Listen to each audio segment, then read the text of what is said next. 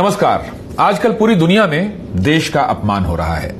World economic forum से लेकर the economist और वॉशिंगटन पोस्ट जैसे अंतर्राष्ट्रीय अखबार हमारे देश के बारे में अच्छा नहीं लिख रहे हैं। आखिर कौन है इसका जिम्मेदार?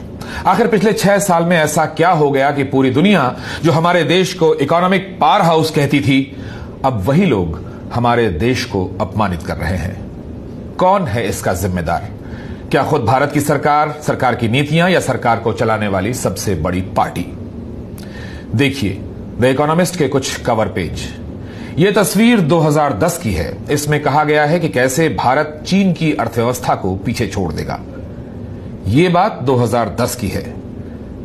फिर 2014 में मोदी जी आए, लेकिन उनके आने से पहले, उनके आने की आहट को पाकर द इकोनॉमिस्ट ने कवर पेज पर कहा कि क्या मोदी भारत को बचाएंगे या बर्बाद कर देंगे।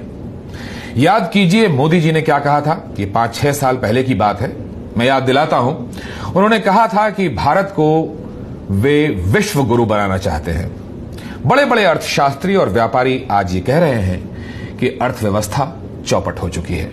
और सोने पे सुहागा ये कि मोदी सरकार की नीतियों का हवाला देते हुए अंतर्राष्ट्रीय मीडिया अब ये कहने लगा है कि भारत के प्रधानमंत्री नरेंद्र मोदी दुनिया के सबसे बड़े लोकतंत्र के लिए खतरा बन चुके हैं। ये हम नहीं कह रहे हैं, ये अंतर्राष्ट्रीय मीडिया कह रहा है और अंतर्राष्ट्रीय कॉर्पोरेट वर्ल्ड कह रहा है।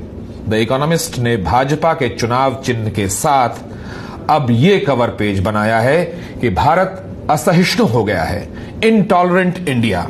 ये हेडिंग लगाई गई है। अब आप ही बताइए, ये देश का अपमान है कि नहीं? कौन है इसका जिम्मेदार? वर्ल्ड इकोनॉमिक फोरम में जॉर्ज सोरोस ने अपने भाषण में जो कहा, वो चौंकाने वाला बयान है। जॉर्ज सोरोस अमेरिका के बहुत बड़े उद्योगपति हैं, व्यापारी हैं और समाज सेवा के लिए काम करने के लिए जाने जाते हैं। उन्होंने कहा कि भारत के घटनाक्रम काफी डराने वाले हैं। उन्होंने कहा कि ओपन सोसाइटी यानी खुले समाज के लिए राष्ट्रवाद का भड़कना अच्छा नहीं है। राष्ट्रवाद खुले समाज के लिए सबसे बड़ा दुश्मन है।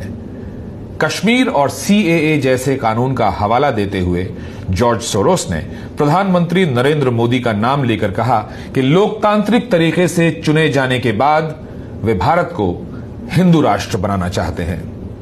तो कहां तो भारत को विश्वगुरु बनाने का वादा किया गया था और कहां दुनिया भर में देश का नाम बदनाम हो रहा है।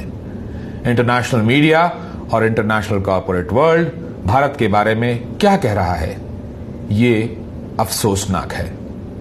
इसके लिए कौन जिम्मेदार है? ये बात हमको और आपको जरूर सोचनी चाहिए कि आखिर ऐसा क्यों हो रहा है। एक सर्वे में भारत को लोकतंत्र के पैमाने पर डाउनग्रेड कर दिया गया। डेमोक्रेसी इंडेक्स में 10 पायदान नीचे कर दिया गया। इसके अलावा एक समय भारत को इकोनॉमिक पावर हाउस कहा जा रहा था और अब IMF अब यह कह रहा है कि दुनिया में आर्थिक मंदी के लिए 80% भारत जिम्मेदार है।